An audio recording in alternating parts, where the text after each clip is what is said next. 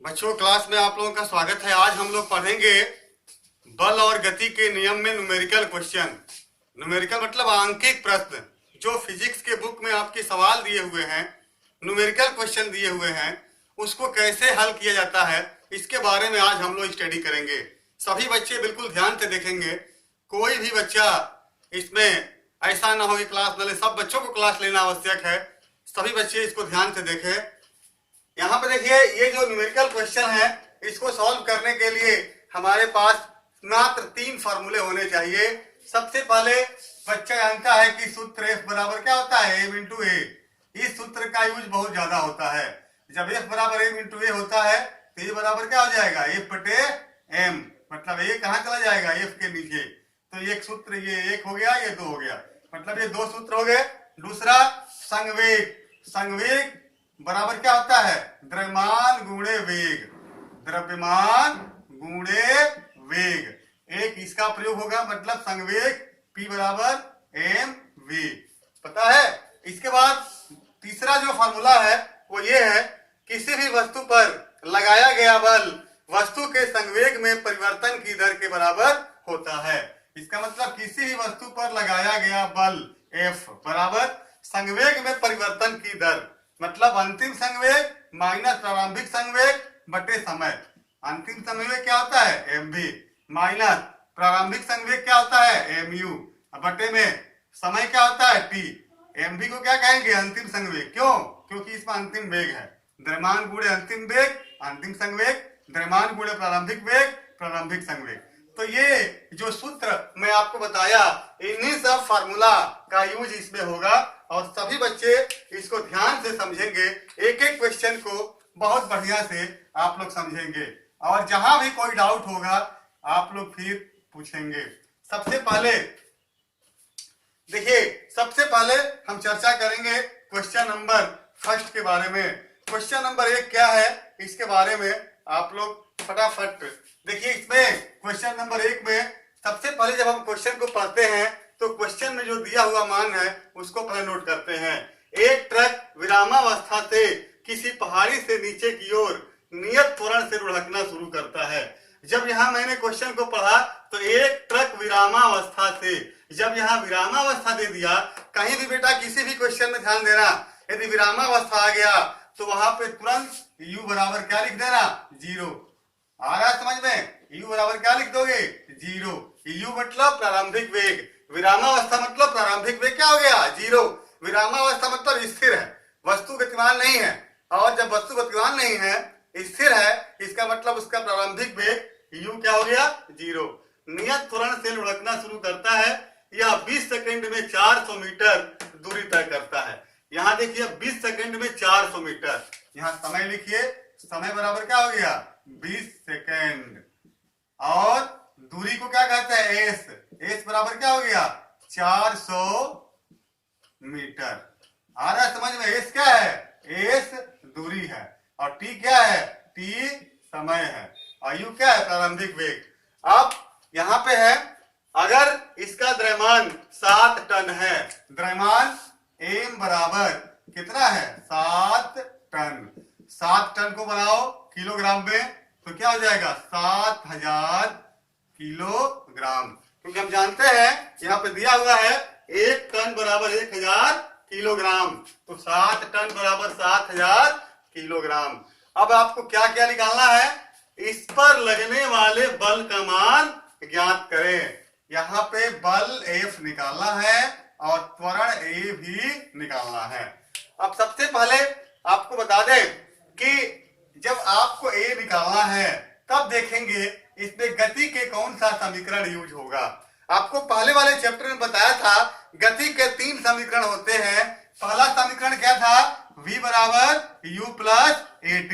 दूसरा क्या था, s बराबर ut plus half at square. और तीसरा क्या था, v स्क्वायर बराबर u स्क्वायर प्लस 2as।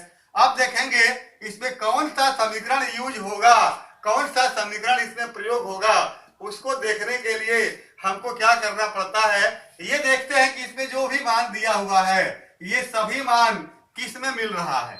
जैसे यहाँ पे देखिए, पहला में यहाँ v बराबर u प्लस 80, तो आपने देखा यू दिया हुआ है हमारा यहाँ पे, ए दिया हुआ है, ए आपको निकालना है, ये भी सही है, और टी दिया हुआ है, लेकिन वी का मान नहीं दिया है कहीं, तो इसलिए ये समीकरण नहीं लगेगा। दूसरा आइए, एस दिया हुआ है, यू भी दिया है, टी भी दिया है, ए तो निकालना ही है, और टी दिया ही है, इसका मतलब ये समीकरण लगेगा। इसका मतलब ये है कि ये वाला समीकरण लगेगा। यहां देखिए, यहां भी वी है, इसका मतलब ये भी नहीं लगेगा, ये भी नहीं लगेगा। कौन सा लगेगा? ये वाला लगेगा। तो हम क्या करेंगे, समीकरण दूसरा लगाएंगे। अब दूसरा समीकरण क्या है बेटा? दूसरा समीकरण है एस बराबर UT plus half eighty square. आप निकाल लीजिए, एस कितना है? 400। देखिए 400 है ना, बराबर यू कितना है? 0 गुणे टी कितना है? 20 प्लस हाफ ए निकालना है, इंटू टी स्क्वायर। टी 20 है तो टी स्क्वायर का मान क्या होगा? 20 का वर्ग क्या होता है? 400। क्या हो जाएगा? 400। इससे कटा देंगे तो ये कितना हो जाएगा बेटा? 200। और यहां देखिए 400 बराबर, इसका मान 0 हो गया, और ये 200 ए हो गया, 200 ए। तो ए बराबर क्या हो गया? 400 बटे में 2, इससे कटेगा 200, ठीक है ना। अब ये कितना हो जाएगा? 2, मतलब ए बराबर कितना आ गया? 2 मीटर पर सेकेंड स्क्वायर। त्वरण का मान आ गया। अब ये त्वरण का जब मान आ गया तो आपको क्या निकालना है? बल का मान। यहाँ एफ का मान, ए तो आ गया। अब बल जानते हैं कि एफ बराबर क्या होता है? एम गुणे ए। तो एफ बराबर द्रव्यमान आपका दिया हुआ है, कितना दिया हुआ है? 7000। तो यहाँ पर लिख देंगे 7000 किलोग्राम गुणे ए कितना है? 2 मीटर पर सेकेंड स्क्वायर। गुणा करेंगे तो क्या हो जाएगा? 14000 न्यूटन। यही क्या हो गया? हमारा आंसर हो गया। आ गया बच्चे समझ में? फटाफट इसे नोट करो, जल्दी फटाफट, तुरंत।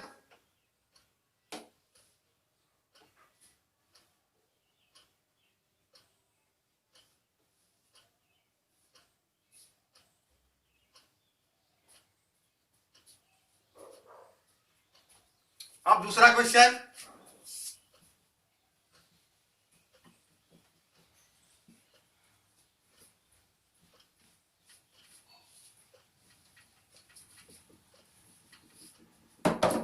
ध्यान दें। अब मुझे ये दूसरा क्वेश्चन करना है, सेकंड क्वेश्चन में दिया हुआ है 100 किलोग्राम द्रव्यमान की एक वस्तु का एक समान त्वरण। देखिए पहले क्या दिया है? 100 किलोग्राम। आप यहां नोट करिए, एम बराबर 100 किलोग्राम। इसके बाद क्या है बेटा? एक वस्तु का वेग एक समान त्वरण से चलते हुए 6 सेकंड में 5 मीटर पर सेकंड से 8 मीटर पर सेकंड हो जाता है। 6 सेकंड मतलब टी बराबर क्या है? 6 सेकंड। और यहां पर ध्यान दें, 5 मीटर पर सेकंड से 8 मीटर पर सेकंड हो जाता है। मतलब जो वेग है, वेग समझते हैं ना, प्रारंभिक वेग यू कितना है? 5 मीटर पर सेकंड, और v कितना है? 8 मीटर पर सेकंड। तो 5 मीटर पर सेकंड से 8 मीटर पर सेकंड हो जाता है। तो वस्तु के पहले और बाद के संवेग की गणना करिए। मतलब आपको 2 चीज निकालना है। क्या? एक निकालना है प्रारंभिक संवेग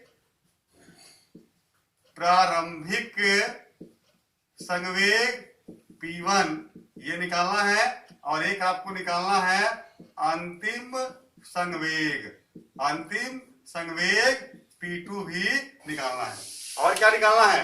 बल भी ज्ञात करें, और बल F भी आपको क्या करना है? निकालना। सबसे पहले आप देखेंगे प्रारंभिक संवेग। तो हम जानते हैं कि प्रारंभिक संवेग P1 बराबर क्या होता है? m गुणे u। देखिए प्रारंभिक संवेग में प्रारंभिक वेग होना चाहिए, द्रव्यमान गुणे वेग। प्रारंभिक संवेग में प्रारंभिक द्रव्यमान होना चाहिए, m इंटू यू हो गया। अब यहाँ पे द्रव्यमान कितना है बेटा? 100 है, और यू प्रारंभिक वेग कितना है? 5 है। तो ये कितना हो जाएगा? 500 किलोग्राम मीटर पर सेकेंड। संवेग का मात्रा क्या होता है? द्रव्यमान का किलोग्राम, यू मीटर पर सेकेंड, यू का मतलब क्या होता है वेग, प्रारंभिक वेग मीटर पर सेकेंड, तो 500 किलोग्राम मीटर पर सेकेंड। अब आइए अंतिम संवेग निकालिए। अंतिम संवेग P2, P2 जानते हैं ना क्या होगा, m इंटू वी, मतलब द्रव्यमान कितना बेटा बताओ, द्रव्यमान है 100 और अंतिम में कितना है यहाँ पे 8, तो कितना हो जाएगा टोटल, ये हो गया 800 किलोग्राम मीटर पर सेकेंड। आपने देखा कि यहाँ पे अंतिम संवेग आ गया और प्रारंभिक संवेग आ गया, ये दोनों आ गया, ये भी आ गया और ये भी आ गया। अब क्या निकालना है, बल का मान। अब इसमें बल भी ज्ञात करना है, क्या ज्ञात करना है, बल भी ज्ञात करिए। देखिए बल में क्या होता है, मैंने बताया था कि बल F बराबर mv minus mu by T. आपको संवेग संरक्षण का सिद्धांत याद होगा। संवेग संरक्षण के सिद्धांत में क्या होता है कि वस्तु का प्रारंभिक संवेग, मतलब आपको न्यूटन के दूसरा नियम भी याद होगा। न्यूटन के दूसरा नियम में बताया था किसी भी वस्तु पर लगाया गया बल F उस वस्तु के संवेग में परिवर्तन के दर के बराबर होता है। तो ये जो बल है वो संवेग में परिवर्तन की दर के बराबर है। संवेग में परिवर्तन क्या हो गया, अंतिम संवेग माइनस प्रारंभिक संवेग बटे समय, ये क्या है, संवेग में परिवर्तन की दर है। इसका मान निकाल लीजिए फटाफट। mv का मान दिया हुआ है, कितना दिया है, अभी तुम निकाले हो mv का मान, देखो यहाँ पे 800, यहाँ लिखो 800 माइनस, अब देखो यहाँ पे mu कितना है, अभी निकाले हो प्रारंभिक संवेग 500, यहाँ लिखो 500, अब बटे में क्या हो जाएगा, समय, समय कितना है, यहाँ देखो समय का मान 6 दिया है, यहाँ लिखा हो 6 सेकंड, 6 हो गया। अब इसको सॉल्व करो, 8 में से 5 घटाओ, कितना हो जाएगा 300 बटे 6, कटेगा तो क्या हो गया 50, कितना आ गया 50 न्यूटन, कितना आ गया 50 न्यूटन। न्यूटन समझते हैं ना, बल का मात्रा क्या होता है न्यूटन। तो ये हमारा आंसर हो गया। आ रहा है समझ में, कुछ नहीं करना है, प्रारंभिक संवेग, अंतिम संवेग और फिर बल, तीनों निकालना है। इट इज क्लियर, सबको समझ में आ रहा है। जिसको नहीं समझ में आएगा बाद में फिर बोलेगा मुझे सर डाउट है। जल्दी फटाफट नोट करो इसे, टाइम नहीं है।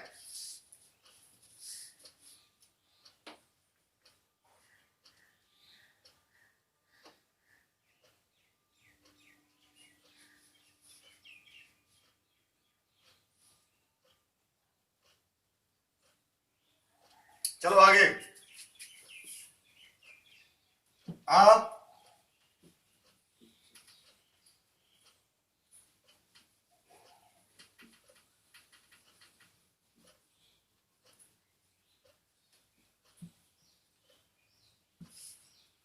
क्वेश्चन नंबर 3 देखिए, 3 में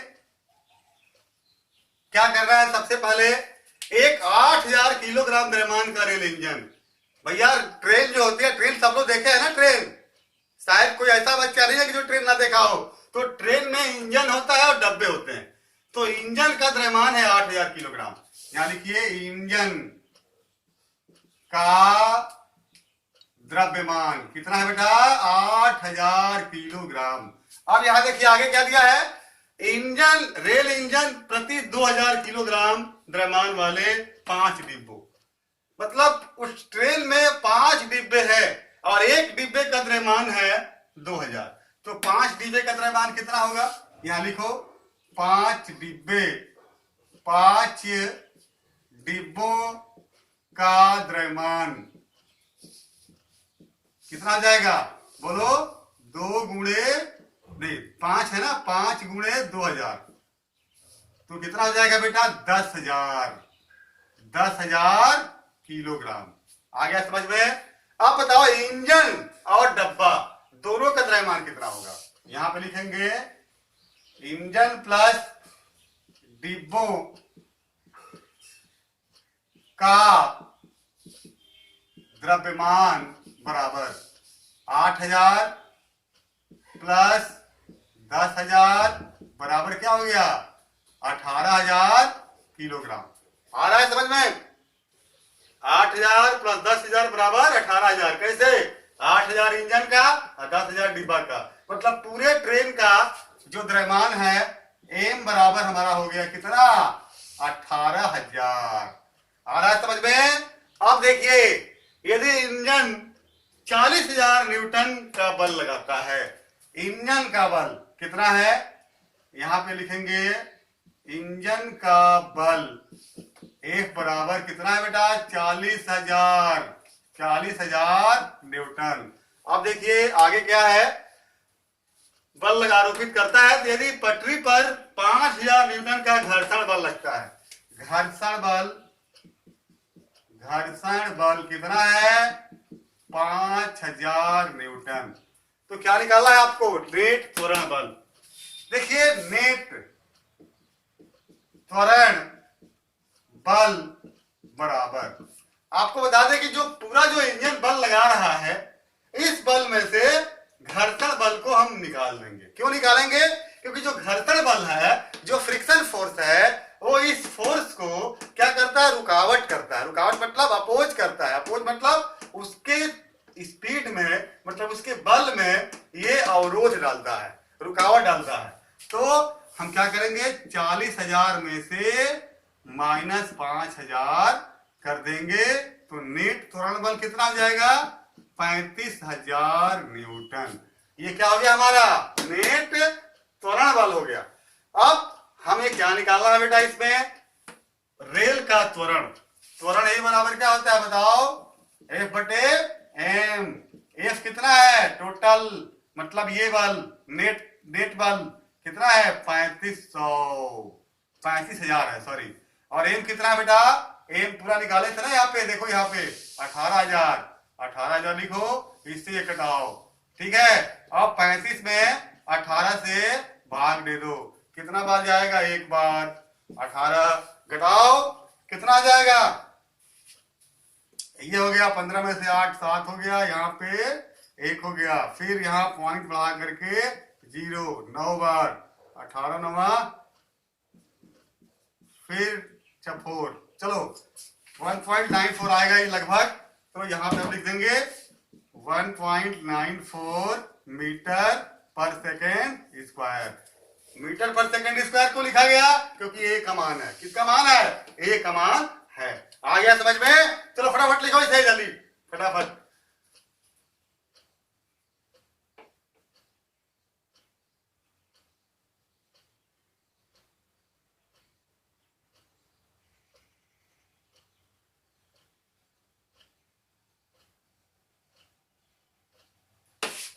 आगे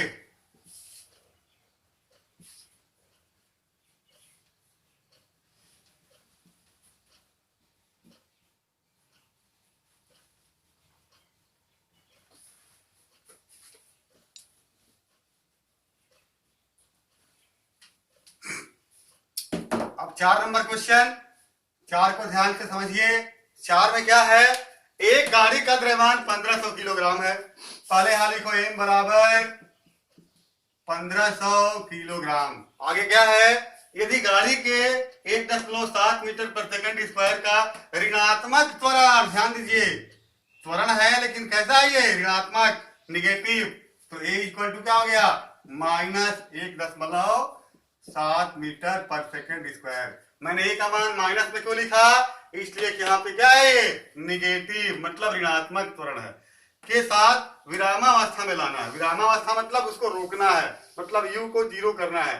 तो गाड़ी तथा सड़क के बीच लगने वाले घर्षण बल का मान ज्ञात करिए। घर्षण बल F आपको निकालना है। बच्चे सब जानते ही है, बल F बराबर क्या होता है, m इंटू ए। F बराबर, F हमारा दिया हुआ है कितना, 15,000, और A का मान दिया हुआ है -1.7। क्या है, -1.7 मीटर पर सेकेंड स्क्वायर। मल्टीप्लाई करो, तो मल्टीप्लाई करने के बाद 15 7 75 इक्वल टू माइनस, ये क्या हो गया, ये न्यूटन। तो मल्टीप्लाई करने के बाद ये आ गया हमारा 2550 न्यूटन। इसको आप सिंपल आप निकालोगे, घर्षण बल बराबर F बराबर, ये माइनस में क्यों आया, माइनस में इसलिए आया कि यहाँ पे जो त्वरण है वो क्या है, ऋणात्मक है, इसीलिए इसका आंसर माइनस में आया। फटाफट नोट करो जल्दी।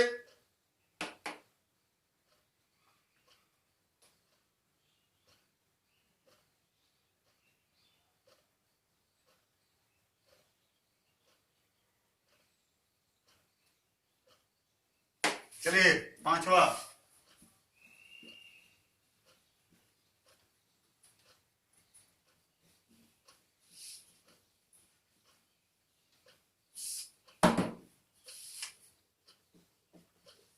पांचवा क्वेश्चन में ध्यान दें, दो वस्तुएं प्रत्येक का द्रव्यमान 1.5 किलोग्राम है। मतलब यहां पे मान लेते हैं कि एक कोई वस्तु है और यहां भी एक कोई वस्तु है, ठीक है। अब ये दोनों वस्तु, इसको थोड़ा सा और दूर बनाओ, एक वस्तु ये है और इसका 1.5 किलोग्राम द्रव्यमान है m, और इसका m1 मान लेते हैं, m1 क्या 1.5, और इसमें m2 मान लीजिए, ये भी कितना है 1.5 किलोग्राम। अब बोल रहा है इसमें कि एक सीधी रेखा में एक दूसरे के विपरीत गति कर रहे हैं, एक दूसरे के विपरीत गति कर रहे हैं। मतलब ये गति कर रहा है इधर, तो ये गति कर रहा है इधर, ये इधर तो इधर, एक दूसरे के क्या हो गए, विपरीत हो गए। लेकिन गति करने का जो स्पीड है वो कितना है 2.5 मीटर पर सेकेंड। मतलब इसका भी जो वेग है u कितना है 2.5 मीटर पर सेकेंड। इसका भी मान लेते हैं कि u1 है, ये मान लेते हैं कि u2 है, ये भी कितना है 2.5 मीटर पर सेकेंड। मतलब दोनों का वेग क्या है, समान है। ये u1 हो गया, ये u2 हो गया, ये द्रव्यमान इधर जा रहा है, ये द्रव्यमान इधर आ रहा है। दोनों आपस में क्या होते हैं, दोनों टकराते हैं। टकराने के बाद यदि दोनों एक दूसरे से जुड़ जाए तब उसका सम्मिलित वेग क्या होगा। बेटा ये दोनों जब आ रहे हैं तो यहाँ पे आने के बाद ये दोनों टकरा करके, दोनों टकराने के बाद क्या हो गया, ये बड़ा हो गया। मतलब दोनों का द्रव्यमान मतलब m1 प्लस m2 हो गया, जुड़ गया। जुड़ने के बाद द्रव्यमान कितना हो जाएगा 1.5 कितना हो गया 3 किलोग्राम। तो ये जब दोनों द्रव्यमान जब जुड़ गए टकरा के तो बड़ा द्रव्यमान हो गया। अब कह रहा है कि इसका वेग क्या होगा, जो द्रव्यमान है इसका वेग मतलब भी क्या होगा, यही हमें निकालना है। आ रहा है समझ में क्वेश्चन का मतलब। एक द्रव्यमान यहाँ है, एक द्रव्यमान यहाँ है। मान लेते हैं कि ये बॉल या ये जो पत्थर है 1.5 किलोग्राम का है, ये भी पत्थर 1.5 किलोग्राम का है, और दोनों एक दूसरे की तरफ आ रहे हैं, टकरा गए बीच में आके, और टकराने के बाद दोनों जुड़ गए तो दोनों का द्रव्यमान क्या हो जाएगा 3 किलोग्राम। और जुड़ने के बाद इसका वेग क्या होगा, इसका वेग निकालना है। तो आपको संवेग संरक्षण का सिद्धांत पता होगा। संवेग संरक्षण के सिद्धांत में क्या होता है, टक्कर से पहले का संवेग, टक्कर से पहले का संवेग बराबर टक्कर के बाद का संवेग। मतलब टक्कर के पहले का संवेग और टक्कर के बाद का संवेग, ये क्या है, संवेग संरक्षण का सिद्धांत है। अब टक्कर के पहले दोनों का संवेग निकालो। टक्कर के पहले दोनों का संवेग, इसका संवेग क्या होगा m1 u1 प्लस इसका संवेग क्या होगा m2, इसका संवेग क्या होगा m, क्या हो गया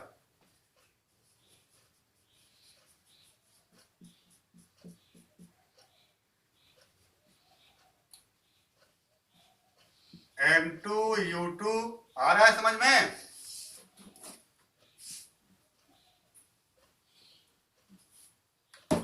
m2 u2 बराबर टक्कर के बाद का संवेग। देखिए टक्कर के बाद ये क्या हो गया m1 प्लस m2 हो गया ना, m1 प्लस क्या हो जाएगा m2। मान लेते हैं कि इसका वेग क्या होगा v होगा, ठीक है। अब इसका मान रखा जाए। इसका मान जब आप रखोगे तो यहाँ m1 u1, m1 कितना है बेटा 1.5 है, गुणे u1 कितना है 2.5 है, फिर आगे प्लस m2 1.5 है, गुणे u2 का वेग जो है इधर 2.5 है, तो माइनस 2.5 लिखेंगे। क्यों माइनस करेंगे, माइनस इसलिए करेंगे कि इसका जो वेग है ये अपोजिट है। देखिए इधर है, ये इधर जा रही है तो ये इधर आ रही है, अपोजिट है, विपरीत है।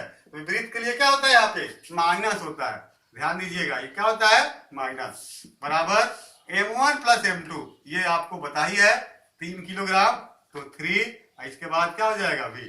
अब इसको सॉल्व करिए, इसमें इससे मल्टीप्लाई करिए, इसमें इसमें मल्टीप्लाई करेंगे, 25 5 125, 5 हासिल 12 और 25 से कम 25 और 12 25 12 37, पॉइंट लगाओ, दो पोजीशन, 3.75, कितना हो गया 3.75।